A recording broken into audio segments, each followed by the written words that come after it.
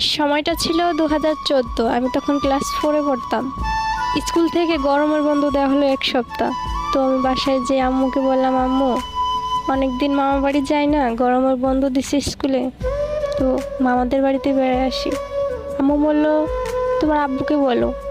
আব্বুকে গিয়ে বললাম, আব্বু মামাদের বাড়ি বেড়াতে যাব, স্কুল বন্ধ দিছে। আব্বু বলল, এখন বেড়াতে যাবি?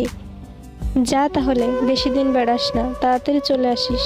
আম্মু বলল, আজ তো বৃহস্পতিবার, কাল যাস, কাল তো শুক্রবার, কাল আমি ডাক্তার কাছে যাব, ওখান থেকে ওষুধ কিনে নিয়ে তোর এগিয়ে দিয়ে আমি চলে আসব।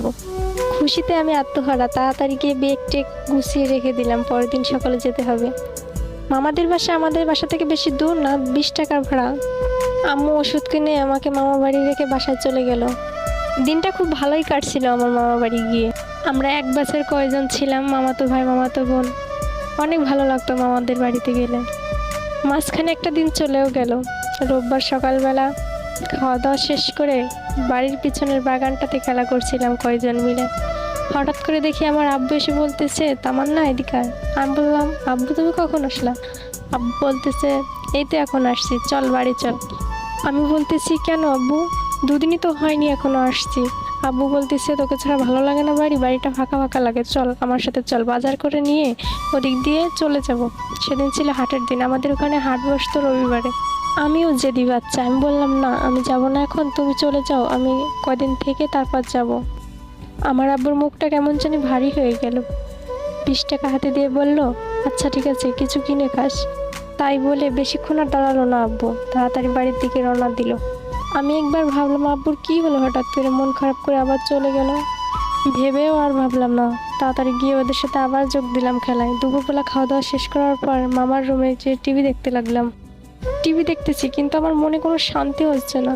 চোখ দিয়ে মনে হচ্ছে চোখগুলো কেমন বের হয়ে যাচ্ছে, আমার পরানটা উতলা লাগছে খুব। জানি না কেন এমন হচ্ছে, কেন আমার।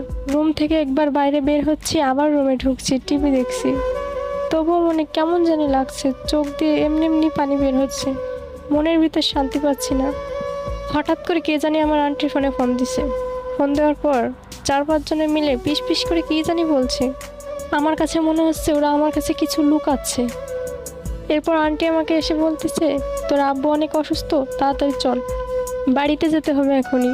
এর ভিতর মামা দৌড় দিয়ে এসে বলতেছে, তামান্না কোথায়? তামান্না, ওকে কেউ কিছু বলিস না, তাড়াতাড়ি রেডি হ, তামান্নার আব্বু বাজার করতে গিয়ে স্ট্রোক করছে।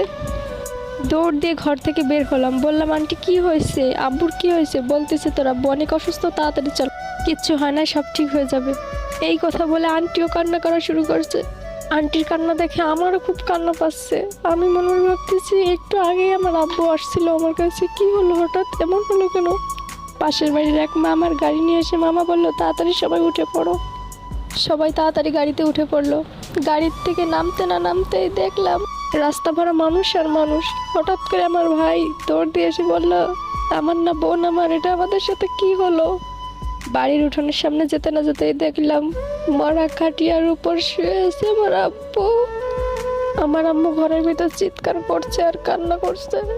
পাশের বাড়ির চাচিরা আমার আম্মুকে ধরে রাখছে। ওই দিন মনে হলো পুরো দুনিয়াটাই অন্ধকার হয়ে গেল আমাদের জন্য। শুধু আল্লাহকে বলতে লাগলাম, আল্লাহ এটা কি হলো আমাদের সাথে? এত কম বয়সে আব্বু হারা করলো আমাদের, ইতিম বানালো আমাদের। এগুলো বলে কান্না করতে লাগলাম। অল্প বয়সেই বাবাকে হারিয়ে ফেললাম। এখন অনেকটা বড় হয়ে গেছি, ভালো মন্দ বুঝতে শিখে গেছি, কিন্তু ওই অভাবটা না কোনোদিন আর পূর্ণ হবে না। বাবা মানেই হচ্ছে একটা বটগাছ, যে সব সময় ছায়া দিয়ে থাকে। ওই ছায়াটা যখন সরে যাবে না, তখন বুঝবা বাবার মূল্যটা।